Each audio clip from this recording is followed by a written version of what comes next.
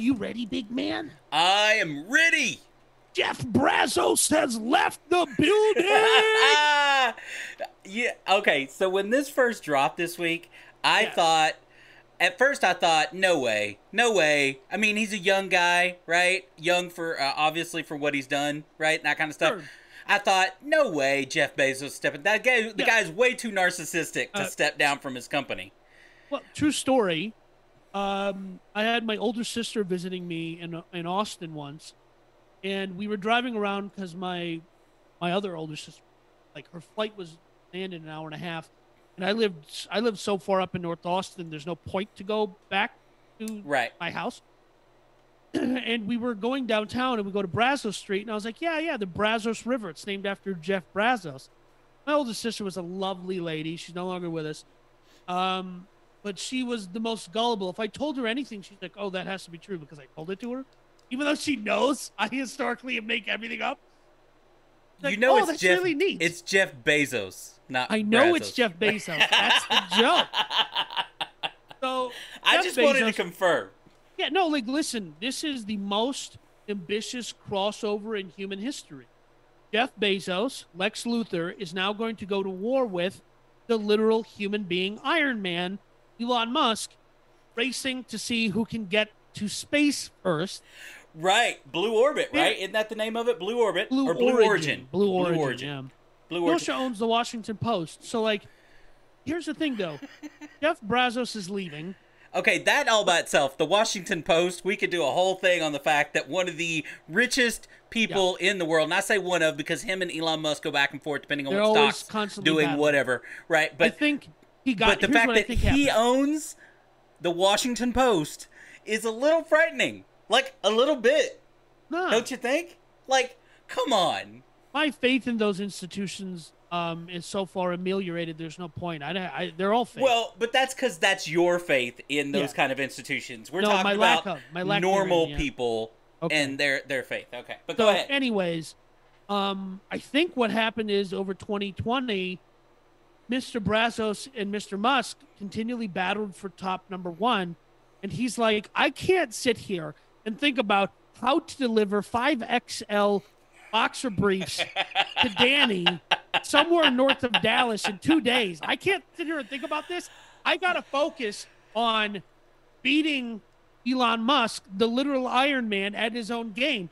So we have this battle, this epic battle of multi-billionaires, Marvel versus DC, fighting it out. Okay, which See one's who's gonna DC? be the top. Which Huh? one's DC? Which one's DC? Lex Which one's Luthor. darker? Okay, Lex so Luthor. look, here's the deal. I Musk. don't know that anything changes. Honestly, I think like a lot of articles that were written this week believe that a lot of things happen in 2020, right, with Amazon and different things. There's a lot of different lawsuits and trouble been stirring and blah blah blah, and Jeff Bezos may not want to deal with any of that, and the easy way to do that is to step back from being the face of the company, still continue to control everything, still make all the decisions, just do it, and then you lead up your old buddy that's been with you for 20 something years, Yeah. Andy Jassy, and say, hey, you go sit before Congress, you go do all these things, I'm going to sit over here and keep being Jeff Bezos, and yeah, I'm going to say that I'm going to deal with Blue Origin, I'm going to deal with my Earth Foundation, and I'm going to deal with, whatever these other pet projects are, but he's Right. going to continue to be him and do what he's been doing, and just let this other guy go, and guess what? He's being well compensated for it. Of course. Okay, this No, Andy I Jassy mean- guy is being well compensated. No, so I think what's interesting though is, there is so much dialogue in the mainstream press about Jeff Bezos that it makes sense that, who cares? And you are correct. Like, the reality is, he's already stepped back from day-to-day operations. Like, Right. he has been over the last year slowly pulling back, and I think what he is starting to realize is the same thing that Bill Gates realized, was like, hey, I've taken this Microsoft thing, I've taken this Amazon thing as far as it can go. Mm-hmm. Time for someone else who's going to move fast and break things to get in there. And I think pick the guy who took AWS from infancy to ubiquity. And Well, he's- to the most profitable portion of their business. $45 million last year. Billion. Sorry, Yeah. $45 billion last year. Server space is the new frontier, my friend. I always said, like, when I start developing more and more wealth, I'm not. Who cares about buying an apartment building? Get me a server farm. Absolutely. The real estate's worth more, right, per square foot. Yeah. In a server farm. Look, and going back a little bit, do you think it pisses Jeff Bezos off at all that the reason he's not by far the richest and he has to even compete with Elon Musk is his divorce that cost him 25% of his company? You get that, right? Like, Yeah, and he has to compete directly with Elon Musk, but only because he lost 25% of his company due to divorce. let me tell you some men out there. This is why you get a prenup. I'm just saying, you add 25% to his $188 billion wealth, he's not even competing with Elon Musk. Yeah, and the thing with the calculation of his wealth is so much of it is calculated. None of this is liquid. It's investment, right? Right. He owns Blue Origin. He owns Amazon, Washington Post. And the reality is most people don't comprehend what that means or how that happens.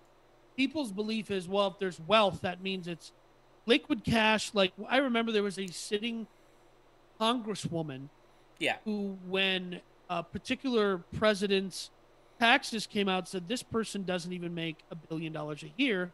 They claim to be a billionaire. This is a lie. And at that juncture, I realized, so what you're telling me is you got elected to office and you don't know how net worth is calculated? Well, of course. That's highly concerning. And look, I grabbed a couple of, obviously, this was trending on Twitter and a couple of other places this week because it's a huge announcement. So I grabbed some of these things, and what Danny is talking about, this is one of those particulars. So at Alvin Tedjo, however you would say that, right? There you go. Jeff Bezos could spend $8,000 a minute, $500,000 an hour, $80 million a week, $4 billion a year until he was 100 years old, and he'd still have over $5 billion left over without any interest of being accrued. Right. And the reality is Alvin does not understand, well, the only way Mr. Brazos gets access to that level of capital if he starts offloading his positions in various companies. Right. And when the primary or a majority or a major shareholder starts offloading their position in anything, the entire market lights itself on fire because it goes, what's happening? If the guy who's because the person who has the biggest investment, even if it's not capital, it's sweat equity. Jeff Bezos has the top position for sweat equity in Amazon. He is the reason why Amazon is Amazon, right? Well, and the SEC requires him as an owner, he has to disclose it to everybody when he sells anything. Exactly. Right? So he can't even offload without telling everybody that he's offloading, which is a huge thing that everybody uses to sell. If you tell me that the biggest owner is selling shares, it's a big red flag for investors out there. So, and that's my and this is being slightly political, but that's my problem with these people who say this kind of stuff. Like, they're what they're saying is entirely impractical. Okay? Absolutely. I agree with you there. Because his wealth is, in reality, is people who don't understand economics, don't understand the market, and don't understand the stock market. And like I said, people who don't understand what net worth is, and they cannot distinguish and discern between wages, earnings, worth, wealth, value. All of these are different calculations. And listen, if you're just a normal person living your life, you don't have to think about these things. If you're going to make a statement and show everyone your baboon bottom, you should know that what you're saying is idiotic and stupid. So to Mr. Tejado, okay, well, I will you say idiotic and stupid. I'm saying that it's an opportunity for them to learn the things that they don't know about money and wealth and that thing. Exactly. You need more education because there's a difference. And I'm the kind of person who goes, I don't care if you learn, you're a moron. So I'm the opposite of helping people learn because I'm always calling people stupid. But for some reason, if someone called me stupid, that would force me to want to know more about a subject, and that's how it's worked for me. So we're going at it from the two different ways of parenting. Yep. You being, if I call you stupid, it motivates you to learn, where I'm more of the, I boost you up to learn. Is that what it is? That's okay. All right, I got Bleeding it. heart. Well, We're gonna you're hug stupid. you until you get it right. That's yep. And you No, know no. the snowflake approach. I grabbed a couple of these other tweets because I wanted to get Danny's Yep, impression throw them on up. them. Just let's do it. So we got here breaking news from Seth K here. Breaking news from Amazon CEO Jeff Bezos to step down in order to pursue his lifelong goal of becoming Lex Luthor. Congratulations. Is it just the bald thing? Is you think that's why they're making that? Is but it the bald thing? In the last, I think it was Batman v Superman. Lex Luthor was played by the same guy who plays. Shoot, I can't forget his name. Oh, I always forget his name. I don't think he did a great job in that. You're talking about played Justice Mark League. Wahlberg also. Yeah. Not Yeah. Mark Wahlberg. Yeah. Mark Zuckerstadt. This was a great one. Douglas Bonethart. I'm shocked Jeff Bezos wouldn't walk away from Amazon in his prime. Such a booming joke. You would think that's funny. I'm sorry. That is great, and I'm glad somebody thought of it. Jeff Bezos to become the first Amazon worker to get a break. Okay, I'll give you that. Okay, that one's on point, right? Like that one is great. This one I appreciate. Jeff Bezos is stepping down as CEO so he can focus on his plot to steal the moon. Do you even get this one? Did you see this movie? Did you? What movie? Despicable Me. No. I'm going to steal the moon. It's a kids movie. It's great. I've never seen this. It's my sister was in Canada. Saw an ad for Despicable Me, and in her head it registered as Despicable Me. And I can never talk about Despicable Me. I just like to irritate with Star Trek things. So, of course, it says Star Trek actor Jeff Bezos is stepping away from his side hustle to do some online company, right? So, again, just implying that he's an alien, which is, of course. Look, and this one is just because we were talking about way people think about money and stuff like that. So the actor we're thinking of is Jesse Eisenberg's. Yes, Jesse Eisenberg. Jesse Eisenberg's was in Social Network, and Jesse Eisenberg's played Lex Luthor, and he had long hair. He did a very poor job as playing. Not a convince. Very jittery, I don't know. But this one, again, this kind of goes to, like, these things we tell people about creating wealth that are lies. It says he achieved it by making his own coffee at home and avoid $37 billion lattes at Starbucks, right? So, like, because we tell people, okay, stop drinking at Starbucks, you'll get wealthy. Okay. Eat at home, you'll get wealthy, blah, blah, blah. So there's two approaches to getting wealthy, and this is something I used to say, and it made a lot more sense back in the day. But you walked into Borders or Barnes and Noble, neither of which, whatever. Yeah. And you walk into the section about business or entrepreneurship. There's 1,000 books telling you to do things 1,000 ways. There is a point to, hey, you're on the fringes of teetering on. Like being paycheck to paycheck, right? Yeah, it's probably smart to cut those things out. But on another level is you're actually trying to build wealth. You have to understand what builds wealth, and there is what I call the Dave Ramsey approach to build. And now we're off on a tangent, but right. And there's the two different avenues, and I call them the two diverging methods. And there's the Dave Ramsey and then the Robert Kiyosaki. Neither of them is necessarily entirely correct because every human being is different. There are plenty of people who are getting out of debt and building wealth because of Dave Ramsey. Right. So there's budgeting. Nothing wrong with it. All falls under budgeting. That Dave Ramsey thing is all budgeting.